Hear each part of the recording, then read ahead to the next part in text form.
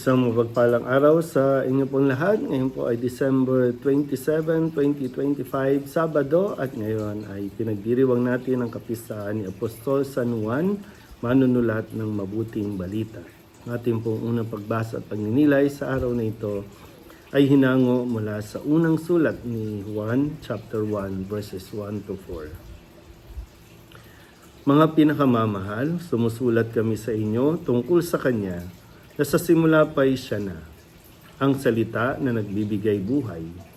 Narinig namin siya at nakita, napagmasdan at nahipo ng aming mga kamay. Nahayag ang buhay. Nakita namin siya at pinatotohanan sa inyo, at ipinangangaral namin sa inyo ang buhay na walang hanggan, na kasama ng Ama, at nahayag sa amin.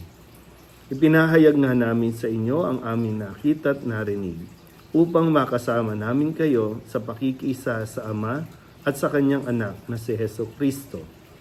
Sinusulat namin ito upang malubos ang ating kagalakan.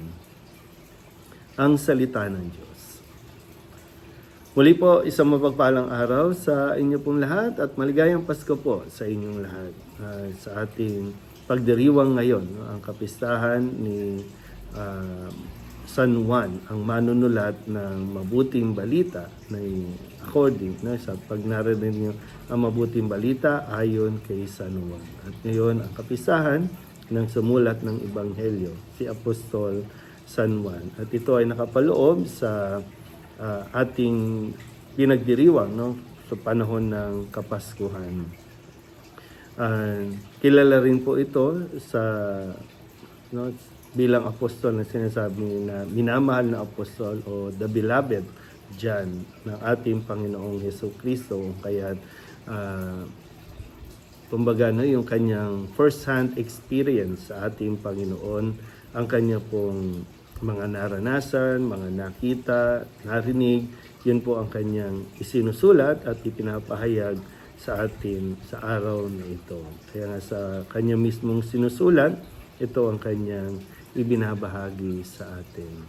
Bagamat nasa panahon tayo ng Kapaskuhan, hindi man niya nakita ang mismong kapanganakan ng ating Panginoong Jesucristo, pero ang kanya pong kamatayan, paglilibing at muling pagkabuhay ay kanya pong nasaksihan. Kaya nawa sa atin din magandang paalala din ito na gamitin natin ang ating kakayanan.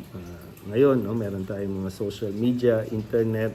Gamitin natin ito upang maipahayag din natin ang mabuting balita na ating natututunan, ang mabuting balita na ating naririnig sa tuwing tayo po ay magkakaroon ng pagdiriwang ng banal na misa. Dahil ito po ay mga salita at mga pagkilos, mga gawa ng ating Panginoong Jesucristo. Katulad ni San Juan, ni Apostol San Juan, tayo rin nawa ay makapaghatid ng mabuting balita.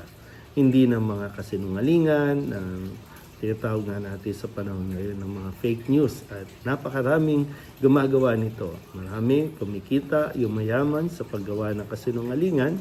Kaya't nananawagan tayo sa araw na ito na padamihin natin at dumagdag nawa tayo sa nagpapalaganap ng mabuting balita.